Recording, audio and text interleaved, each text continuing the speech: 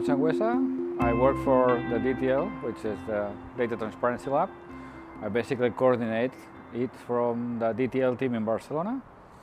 I've been involved in research for the last 20-25 years, but also in communicating the research and organizing events and making things happen that people understand what the research is about. I'm just putting people in contact and just trying to organize the different communities, because you have the researchers, they have the policymakers, and they have the people in industry and user groups. And so they don't talk too much to each other. And so what we are doing at DTL is trying to find ways that they interchange knowledge and do things together. Because this is a very complex area, so that you cannot really tackle it with just a single view. My work is basically this. Previously, I did a lot of work in big data and just extracting personal data, so I was part of the problem, so to speak. Well, I think that data transparency is important because it really is connected to our own selves. This is very basic, that it's connected to the expression of our identity, of our personality, of our interests. And the very different thing that is happening now because of technology is that this is kind of flying outside ourselves, and it's been treated at an incredible pace, very fastly, but very different people, and we don't know what really is happening. So sometimes we imagine more than really is happening, and sometimes we simply don't know what the implications of this. So I think that data transparency is important, just to let people understand what is happening with a part of their personality. This part of their personality that is digital, so to speak. Is their digital life, their digital personality is as important as the physical one, and it has a lot of consequences in the way that we live, we relate to ourselves, even our own image and understanding of ourselves.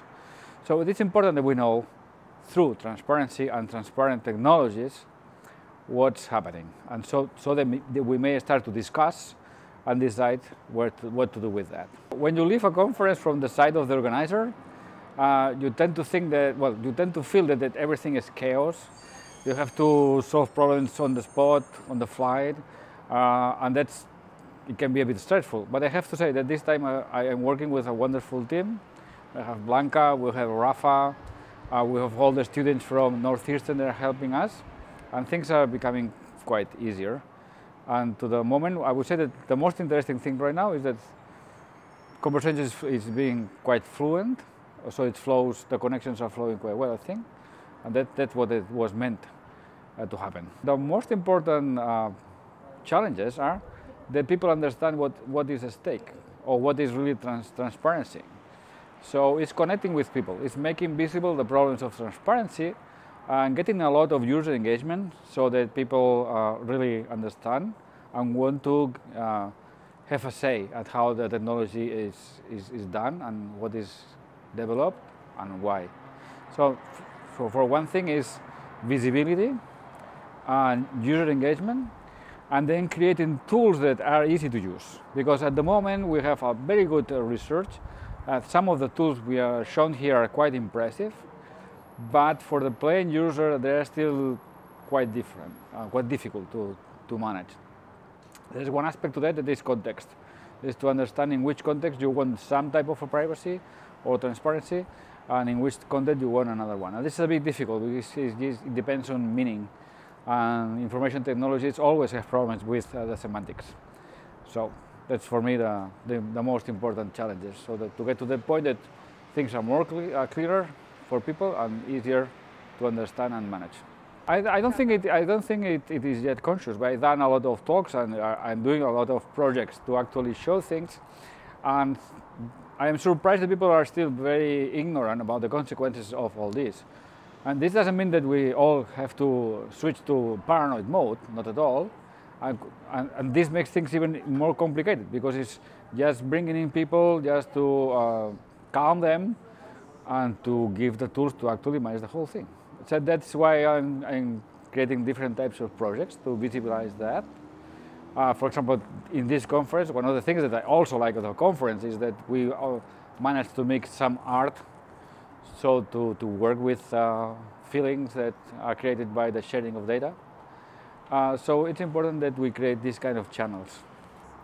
Well, in general, I think this kind of an instrument It's an instrument for a wider community to tackle with these topics, and it's an instrument to put together people that are looking at the same problem from very different perspectives. And I think that they can play a very important role in actually, through this conversation, extracting how to visualize that, how to communicate, and how to connect with the people. So as a hub, the DTL, I wouldn't say not just from the very beginning, but now, is trying to connect with people that are policymakers, that are lawyers, that are connected with governments. So my hunch is that in the long run, we'll be able to establish this kind of dialogue, so that the people that have to enforce laws have tools to actually enforce them. And by talking with the people that develop new tools that can anticipate some of the problems, legal problems or policy-making problems that may appear in the future. I always say the same, it's complicated, but it's interesting because it's going to open up new possibilities. I am quite optimistic about that.